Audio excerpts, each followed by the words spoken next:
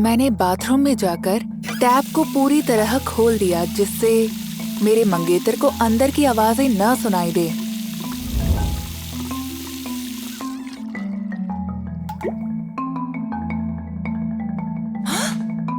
हमारी शादी के दिन घर में पानी नहीं आ रहा था। कैमिला, बाहर आओ। मेहमान इंतजार कर रहे हैं। मैंने फ्लश का बटन दबाया, ये सोचकर कि शायद हमारे जाने के बाद पानी आ जाए और जॉर्ज को कुछ भी पता नहीं चले।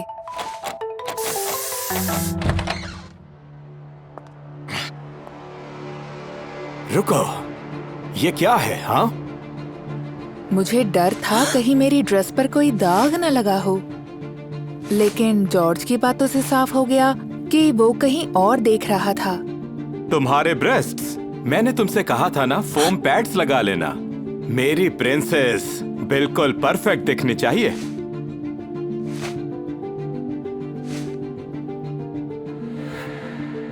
मैं अपनी ड्रेस ठीक ही कर रही थी तभी बाथरूम में से मेरे मंगेतर की चिल्लाने की आवाज आई। कैमिला, अभी के अभी यहाँ आओ, मैं इंतजार कर रहा हूँ। उसने टॉयलेट की ओर इशारा किया और वो बहुत गुस्से में था, जैसे किसी बिल्ली ने उसके फेवरेट जूतों पर पॉटी कर दी हो। क्या है ये? हाँ, क्या सोचा तुमने जो इसे ऐसे ही छोड़ दिया? मैंने उसे समझाने की कोशिश की कि मैं भी ये नहीं चाहती थी, लेकिन जॉर्ज को इससे कोई फर्क नहीं पड़ा। वो बाथरूम से चला गया और उसने दरवाजा बंद कर दिया। मुझे तुमसे ये उम्मीद बिल्कुल भी नहीं थी कैमिला। जॉर्ज ने कहा कि अब और कोई रास्ता नहीं है और वो ये शादी नहीं करेगा।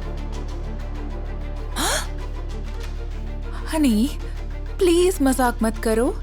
तुम जानते हो ना मैं इस शादी से कितनी खुश हूँ। हनी, हे!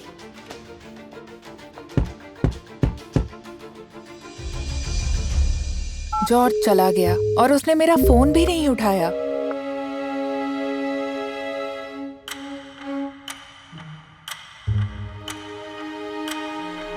पंद्रह मिनट बाद ही मुझे टेक्स्ट मैसेजेस आने लगे। मेहमान मेरे जल्दी ठीक होने के मैसेजेस भेज रहे थे। मेरे मंगेतर ने उनसे कहा था कि मेरा ब्लड प्रेशर अचानक बढ़ गया और मेरे शरीर के दाएं हिस्से ने काम करना बंद कर दिया और मैं बेड रिडन हो गई हूँ। ऑफ कोर्स मैंने इसे एक मजाक समझा, लेकिन फिर जॉर्ज आया और उसने मुझसे कहा कि वो मुझसे सिर्फ एक शर्त पर शादी करेगा। अगर मैं 1 महीने का वक्त देता हूँ ये साबित करने के लिए कि आज जो कुछ भी हुआ वो सिर्फ एक एक्सीडेंट था। मैं मान गई क्योंकि बचपन से ही मैं शादी के सपने देखती थी और इस सपने को सच करने के लिए मैं किसी भी हद तक जाने को तैयार थी। डील, तुम टॉयलेट मत साफ करना, ये काम ये मेड करेगी।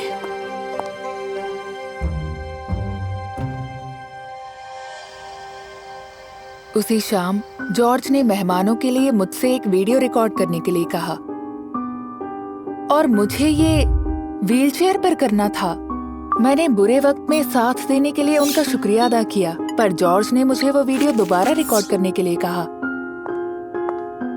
शायद जॉर्ज को कैमरे पर मेरा लुक पसंद नहीं आया। उसने एक मेकअप आर्टिस्ट बुक किया जिसने मुझे एक बिल्कुल नया मेकओवर दे दिया। अब मुझे पूरी तसल्ली है। अब एक बीमार ब्राइड को लोगों को दिखाने में कोई प्रॉब्लम नहीं होगी।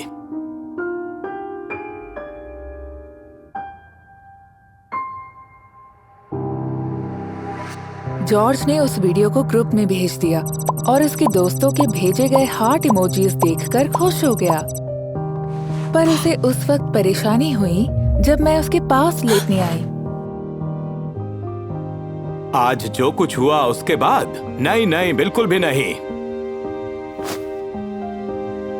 मेरी निराशा तुमसे इतनी जल्दी खत्म नहीं होने वाली। जॉर्ज ने मुझे अलग कमरे में सोने भेज दिया। मैंने उसे वापस पाने के लिए सारी कोशिशें की, लेकिन उसने सारा खाना डस्टबिन में फेंक दिया। खाना बनाना और घर की सफाई करना हमारी हाउसकीपर एस्टर की जिम्मेदारी है।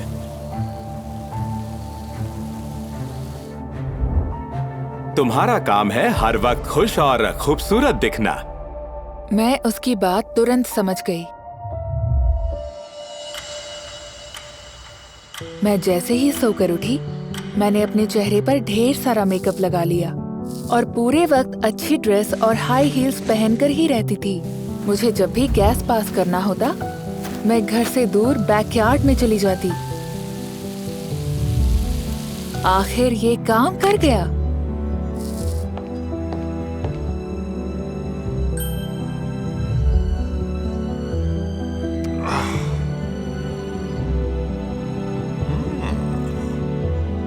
मेरा मंगेतर काफी दिनों बाद मेरे करीब आया और उसने शादी की नई तारीख तय कर दी।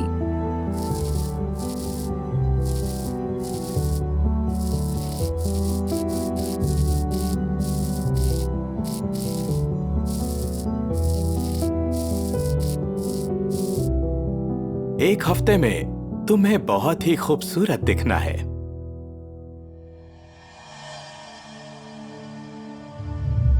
उसी रात मैंने जॉर्ज के लैपटॉप पर एक लिस्ट देखी। पहले मुझे लगा कि ये शादी में आने वाले मेहमानों की लिस्ट है, लेकिन मुझे वो नाम जाने पहचाने नहीं लग रहे थे। यहाँ पर उन लोगों के नाम हैं जिन्होंने मुझे नाराज किया है। जॉर्ज ने मेरा नाम हटा दिया, लेकिन मैंने लिस्ट में एस्टर का नाम देखा। मैंने उससे पूछा कि हाउसकीपर ने क्या गलती की है। ये एक पुरानी बात है और अच्छा होगा कि तुम इसके बारे में ना ही जानो।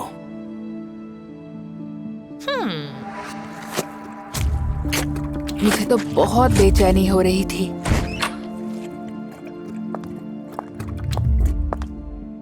इसलिए मैंने सीधा एस्टर से पूछ लिया, जॉर्ज आपसे गुस्सा क्यों है? आप तो हमारी इतनी मदद करती हो। उन्होंने बताया कि एक दिन जॉर्ज ने घर पर पार्टी रखी थी और वो मेहमानों के जाने से पहले ही सफाई करने पहुंच गई। इन कपड़ों में तुमने मेहमानों के सामने आने का सोच कैसे लिया? हाँ, अब मुझे मजबूरी में सबसे ये कहना पड़ेगा कि तुम मेरी माँ नहीं हो बल्कि मेड हो। और तब मुझे चौंका देने वाला सच पता चला, एस्टर मेरे मंगेतर की माँ थी।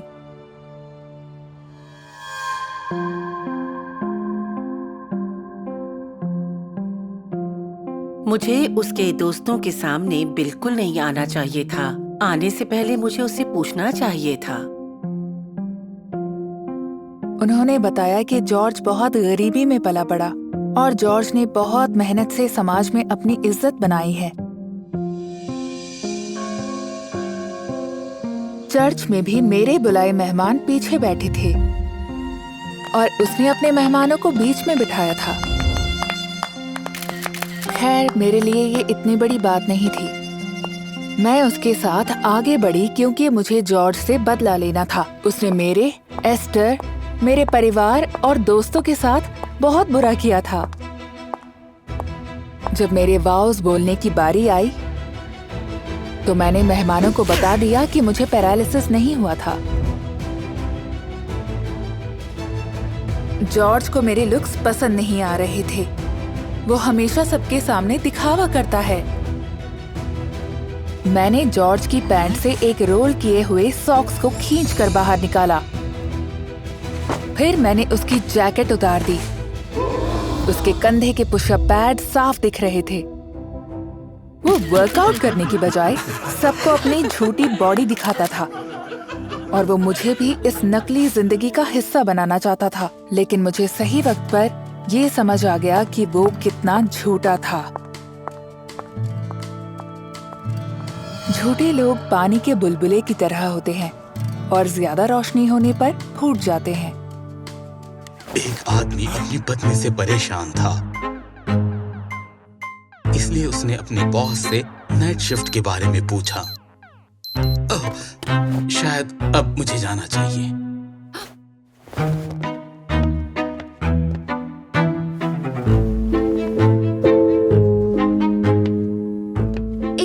किस भी नहीं दोगे? लेकिन उस रात उसकी पत्नी ने रोज की तुलना में काफी जिद की।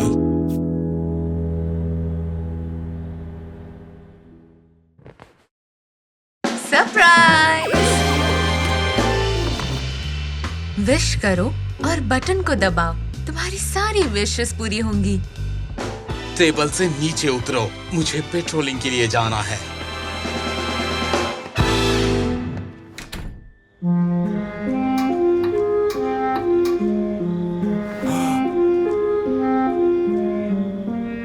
वहां से भाग जाने के बाद उस आदमी ने भगवान से प्रार्थना की, प्लीज मेरी पत्नी को सुंदर बना दो, बिल्कुल उस होर्डिंग वाली लड़की की तरह। और अचानक उसकी प्रार्थना सुनी जाती है। तुम्हारी विश पूरी होगी बिल, लेकिन धीरे धीरे। वो आदमी विश के बारे में ज्यादा ना सोचते हुए ऑफिस के लिए चला गया। हे, पीछे मुड़ो और अपना चेहरा दिखाओ।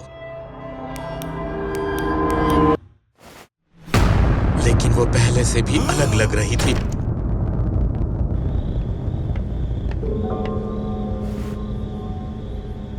कब तक बदलाव हो जाएंगे? वो और भी बदसूरत हो गई है। शुरुआत खुद से करो बिल। एक पति अपने पत्नी को मैच होना चाहिए। तो उसने अपने भविष्य की सुंदर बीवी को गिफ्ट देने का फैसला किया।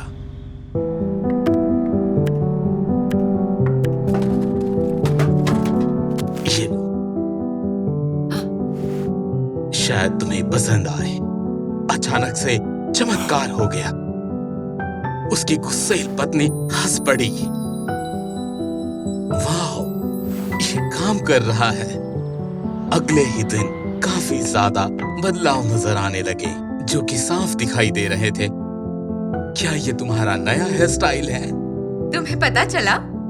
फिर उस आदमी को एहसास हुआ कि वो अपनी पत्नी को बिल्कुल भी नहीं जचता।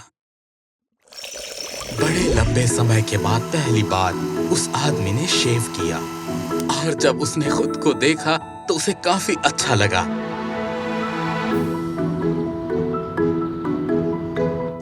यहाँ तक कि उस होर्डिंग वाली मॉडल ने भी उसे नोटिस किया।